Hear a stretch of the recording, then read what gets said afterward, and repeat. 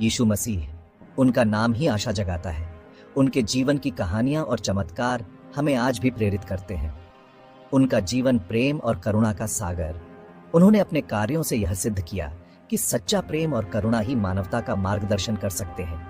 उनके चमत्कार मानवता के लिए एक दिव्य संदेश। उन्होंने अंधों को दृष्टि दी, लंगड़ों को चलाया और मृतकों को जीवन दान दिया। यीशु सिर्फ एक धार्मिक नेता नहीं थे, वे एक मसीहा थे। उनके उपदेशों ने लाखों लोगों के जीवन को बदल दिया। वे ईश्वर के पुत्र थे जो धरती पर मानव रूप में अवतरित हुए।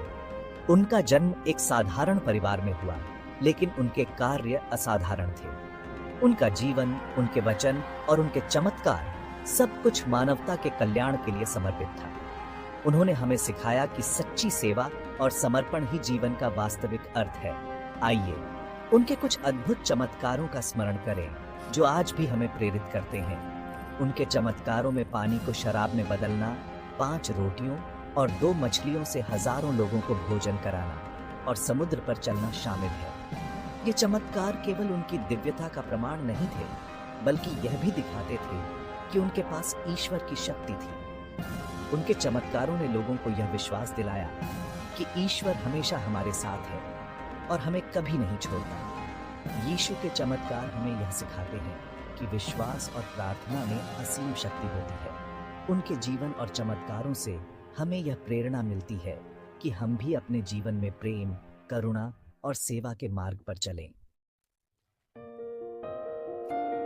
कोरा एक भयानक बीमारी जिसमें शरीर ही नहीं, व्यक्ति का सामाजिक जीवन भी नष्ट हो जाता था। एक दिन एक कोढ़ी यीशु के पास आया। उसने विनती की, प्रभु, यदि आप चाहें तो मुझे शुद्ध कर सकते हैं। यीशु ने करुणा से भरा हाथ उसके ऊपर रखा और कहा, मैं चाहता हूँ, शुद्ध हो जा। और चमत्कार, कोढ़ी स्वस्थ हो गया। यीशु ने सिर्फ उसका शरीर ही नहीं, उसका जीवन भी बदल दिया। कफरनहूम में एक रोमन सूबेदार था। यह सूबेदार अपने अनुशासन और कर्तव्य निष्ठा के लिए जाना जाता था। वह अपने सैनिकों और सेवकों के प्रति भी बहुत दयालु था। उसका एक सेवक बीमार था। यह सेवक कई दिनों से बिस्तर पर पड़ा था और उसकी हालत दिन ब दिन बिगड़ती जा रही थी।